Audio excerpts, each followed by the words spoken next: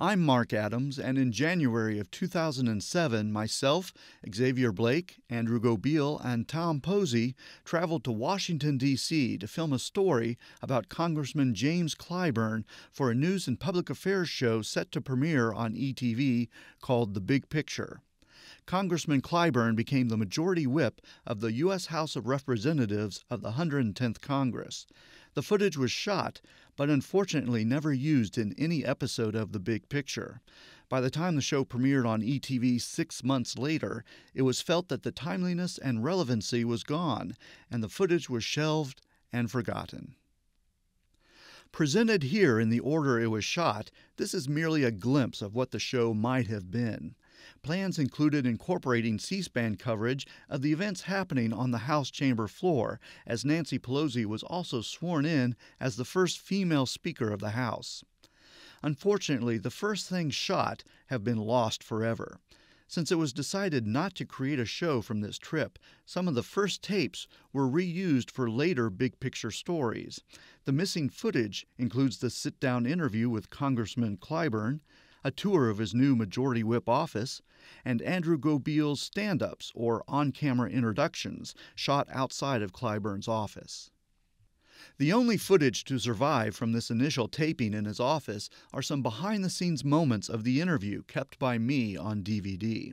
Originally, this footage was to be used as cutaways during the interview, but it does give some hints as to what was discussed when James Clyburn moved into his new office for the first time.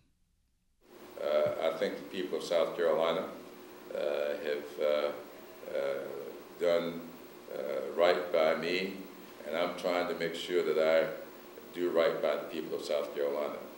I'm particularly grateful to the people of the 6th Congressional District, not just for electing me into this office and re-electing me now for a total of 14 years, but also because as I travel throughout the district, and I talk to people when I go to church. It may be true, but the Parsons is still within me. I will give nothing for my upbringing, as we say, in South Carolina. My father was salt of the earth. My mother was as hard a working woman as you will ever see. I always say her death at the age of 55.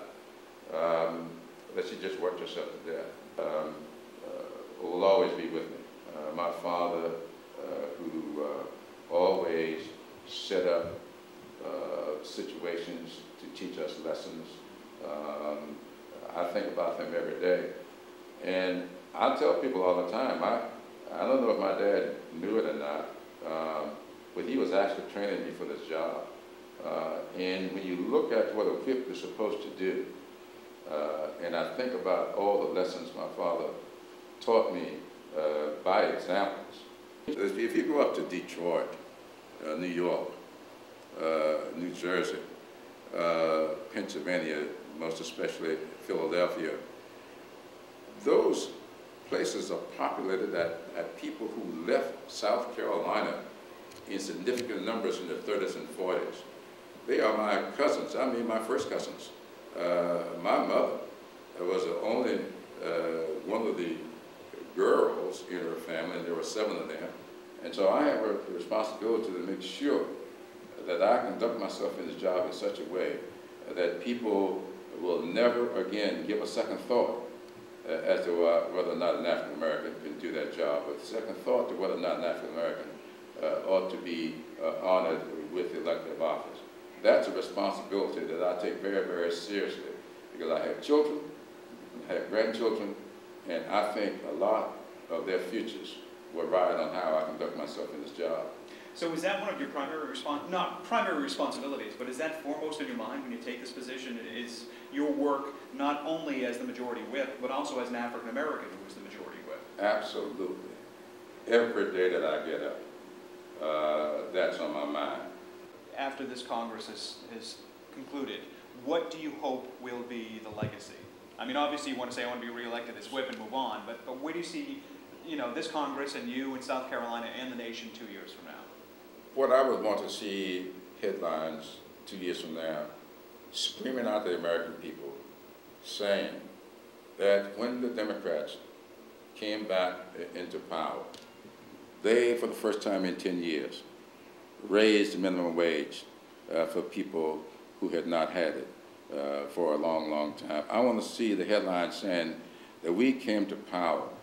If we can look back and see that we have accomplished those things, I will be satisfied.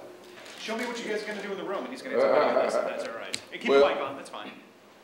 Well, basically, what I'm doing here is honoring two people who have meant a whole lot to me. Mary McLeod Bethune, this is her statue here in Washington, the replica of it anyway. Yeah. The rest of the footage was found in the tape vaults of ETV and The Big Picture, and except for a few clips, have never been seen before.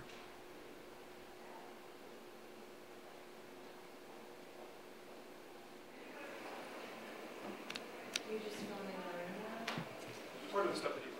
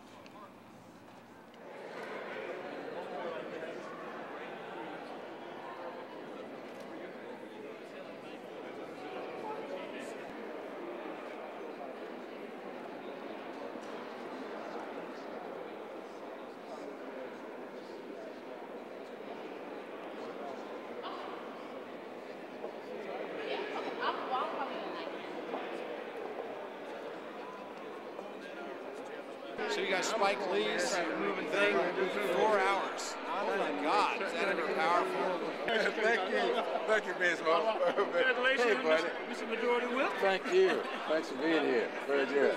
Hello. Good to see How you are you? again. Good. Good to see you. Same here. Thank you. Hey, buddy. How you doing? Hey, good to see you. Welcome aboard. The first. Good to see you. I don't know. Thank you. I did. No, anyone you really. Congratulations. If there ever was someone who did, you did. Thanks, Jim. Well, it's interesting. You know, this election, I think, has been the most important election for African Americans in history, because for the first time, because of the seniorities in African American congressmen and their ability now to run major committees and like Senator Jim Clyburn to have a major leadership post, they have earned, through long-time participation, positions of real clout. You know, Jim has really got an enormous amount of influence, and it's going to help everybody in South Carolina. I can remember when Strom Thurmond was senator as a Republican, people liked him even though they were Democrats because his office would help them. Jim's now going to be in a position to really deliver for all the people in South Carolina, not just the Democrats.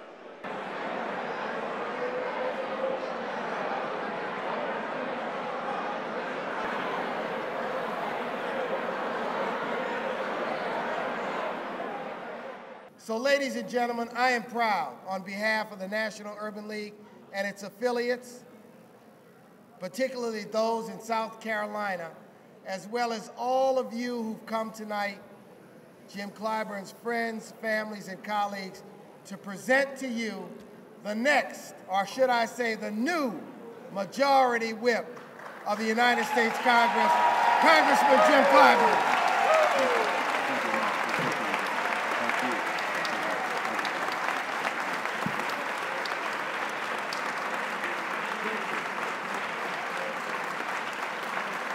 Thank you. Thank you very, very much. Thanks to all of you for this magnificent demonstration of, I hope, love and respect. And I want those people from South Carolina who are here tonight to know that I will work every day as hard as I possibly can to make you proud of the investment that you have made in me.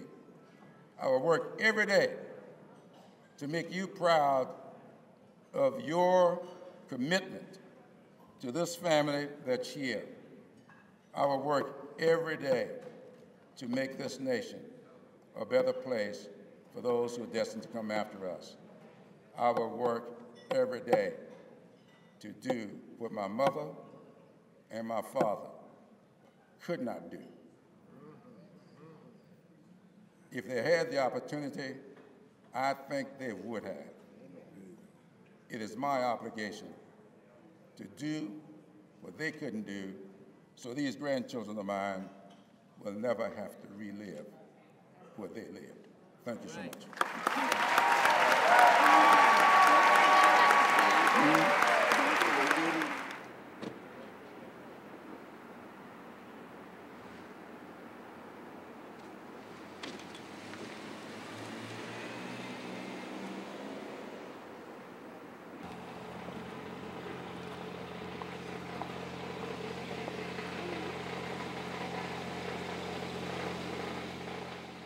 And so, Jim, I have here for you the weapon of the whip.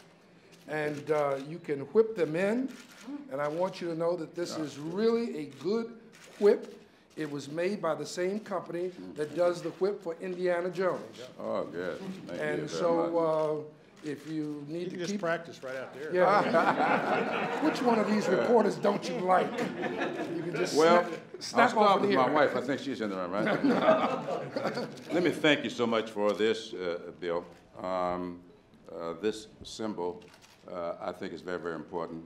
But the two of you are being here. You, the first African American, and you, the Republican, Roy, just to symbolize what it is we're all about and what this country is all about. In closing, I want to say, when I was thinking about what to bring into this office, I brought a thing over there and put that desk over there because I want to tell you a little story about that degree that you see on the wall. From Mars College, who's a school that Bill Gray knows very well, in Sumter, South Carolina, where I grew up. The picture there on the right is my father.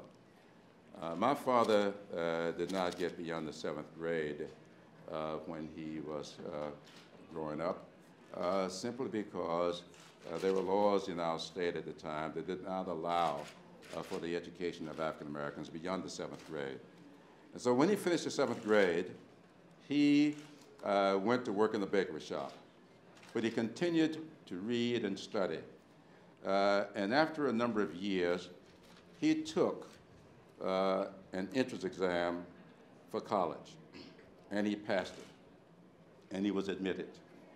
And he went to Mars College for 3 years.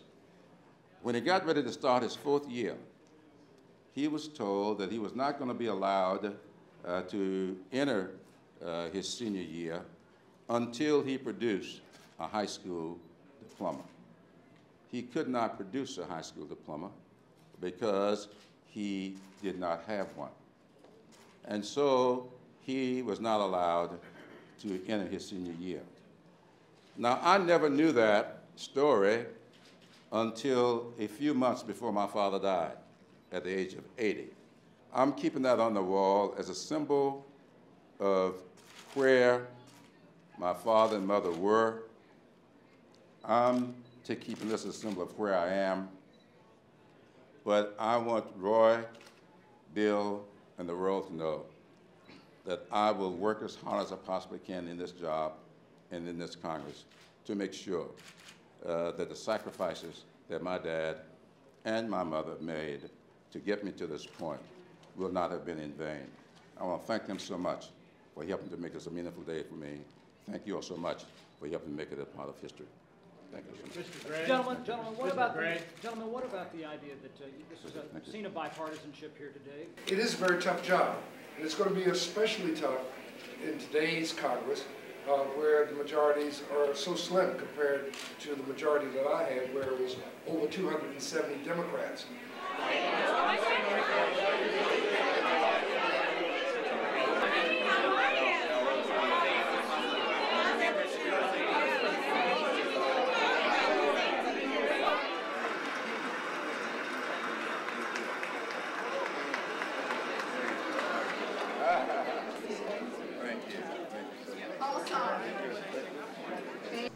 you who are South Carolinians, you may not know this, but look on the state's seal, and you see a Latin phrase. The Latin phrase translated says, "As I breathe, I hope." Wherever there's life, there ought to be hope. And I want to thank those of you in this room.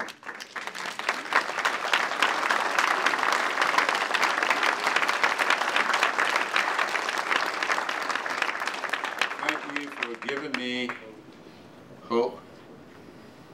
I want to thank you for giving me and my family a life, a good life, a life that I hope to invest in such a way that your children and your grandchildren will be proud that you gave me the chance.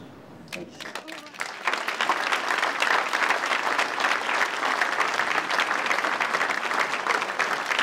It says to me, as I said earlier today, that there's always hope.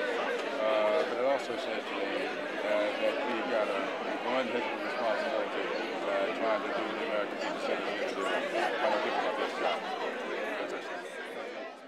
Granted, somebody from across the aisle has now assumed a leadership position. Now, what does this mean? Well, you know, I think it means a lot for South Carolina. You know, it's certainly a special honor for South Carolina, and particularly, you know, Jim Clyburn and his family to have that special honor. I guess he's what, the number 3 person now in Congress, which is pretty amazing. We're proud to call him my friend, and he's a great friend of South Carolina. So. You know, I've been knowing him for a long, long time. Well, I tell you, Jim Clyburn's a first-class guy, and have a tremendous working relationship with Jim. And it's an exciting day. You know, it's the first female Speaker of the House. Jim has worked hard. He deserves the position. I look forward to working with him. And you know, they've made the vow of an open process and an inclusive process, and we're going to hold them to that. But it's exciting to see what's going on, and I think good things for South Carolina will come.